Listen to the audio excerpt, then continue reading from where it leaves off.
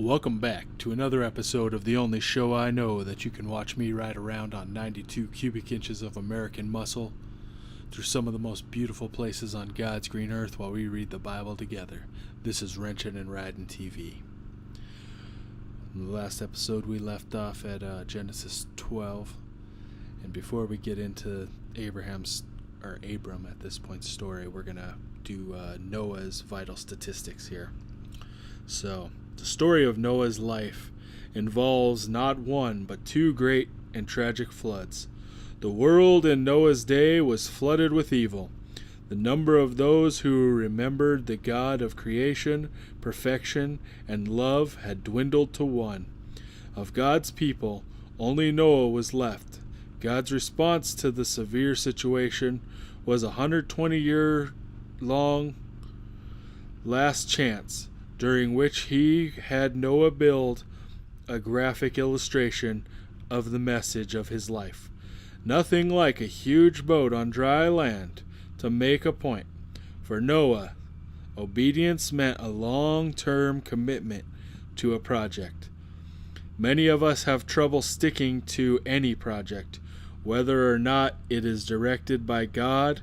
It is interesting that the length of Noah's obedience was greater than the lifespan of people today. The only comparable long-term project is our very lives, but perhaps this is one great challenge Noah's life gives us: to live in acceptance of God's grace, an entire lifetime of obedience and gratitude. His strengths and accomplishments: only follower of God left in his generation, second father of the human race, man of patience, consistency, and obedience, first major shipbuilder. His weakness and mistakes: he got drunk and embarrassed himself in front of his sons. Lessons from his life: God is faithful to those who obey him. God does not always protect us from trouble, but cares for us in spite of trouble. Obedience is a long-term commitment. A man may be faithful, but his sinful nature always travels with him. His vital statistics: we're not told how far from the Garden of Eden people had settled. His occupation was a farmer and shipbuilder and preacher. His relatives: grandfather Methuselah, father Lamech, sons Ham, Shem, and Japheth. His key verse is: Noah did everything just as God commanded him. And that is a lesson for your life.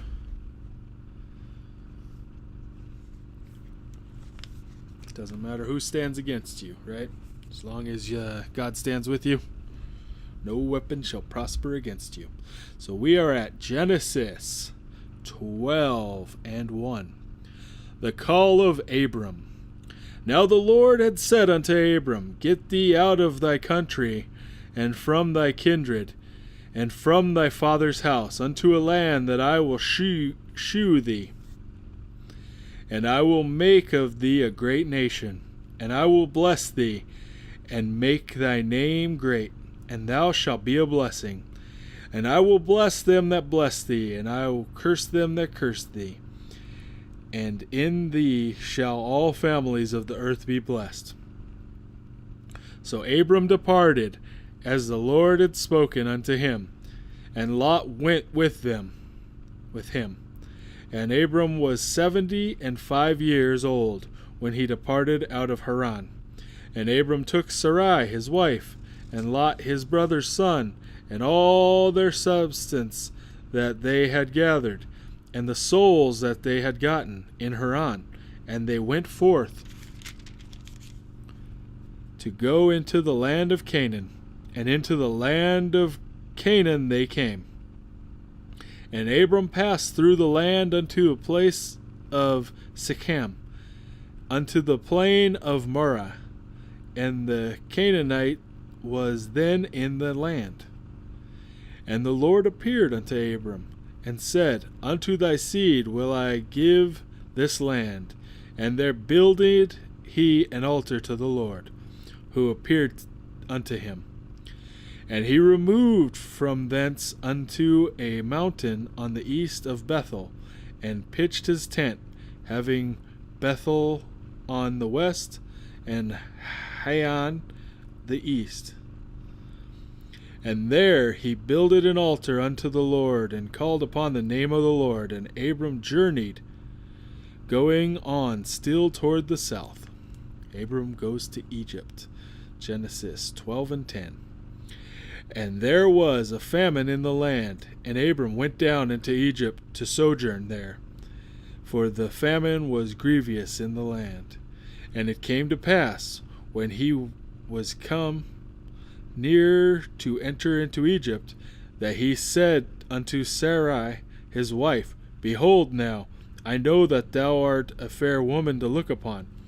Therefore it shall come to pass, when the Egyptians shall see thee, that they shall say, This is his wife, and they will kill me, but they will save thee alive.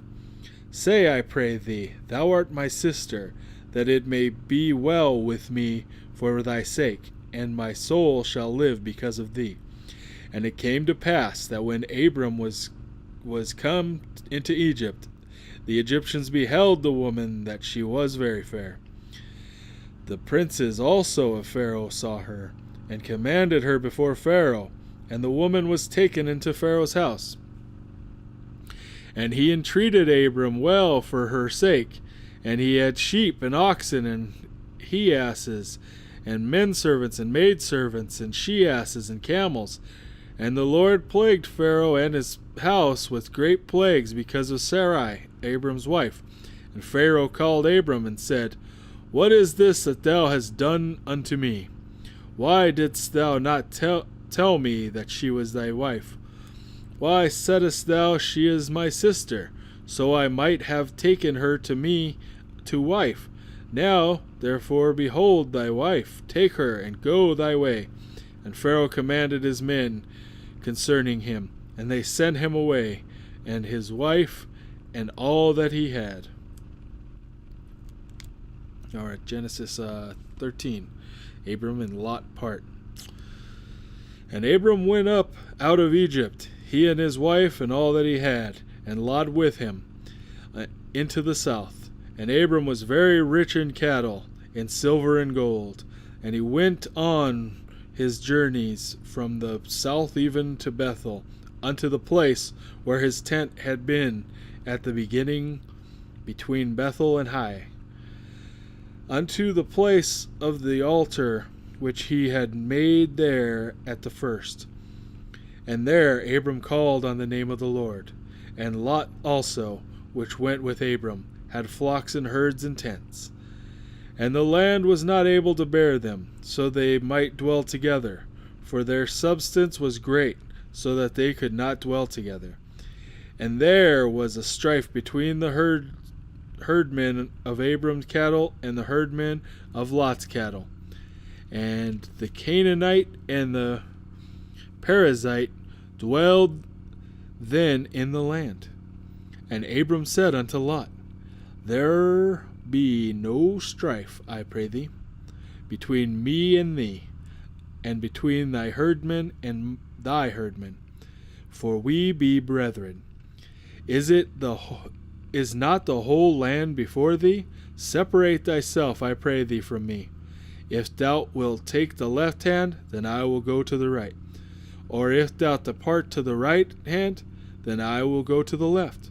And Lot lifted up his eyes, and beheld all the plain of the Jordan, that it was well watered everywhere, before the Lord destroyed Sodom and Gomorrah, even in the garden of the Lord, like the land of Egypt, as thou comest unto Zoar. And Lot chose him all the plain of Jordan. And Lot journeyed east, and they separated themselves the one from the other. Abram dwelled in the land of Canaan, and Lot dwelled in the cities of the plain, and pitched his tent toward Sodom. But the men of Sodom were wicked and sinners before the Lord exceedingly. And the Lord said unto Abram, after that Lot was separated from him, lift up now thine eyes, and look from the place where thou art, northward and southward, and eastward and westward. For all the land which thou seest, to thee I will give it, and to thy seed forever. And I will make thy seed as the dust of the earth, so that a man can number the dust of the earth. Then shall thy seed also be numbered. Arise, walk through the land in the length of it, and in the breadth of it, for I will give it unto thee. Then Abram removed his tent, and came and dwelt in the plain of Mamre, which is in Hebron, and built there an altar unto the Lord. And that gets us up to Genesis 14. So, if you'd like to subscribe, go ahead and hit the red subscribe, hit the notifications if you'd like to get notifications when I put up new videos. Been doing a little better than one a week, so right on schedule here. I'd like to thank you for tuning in today, and have a blessed day.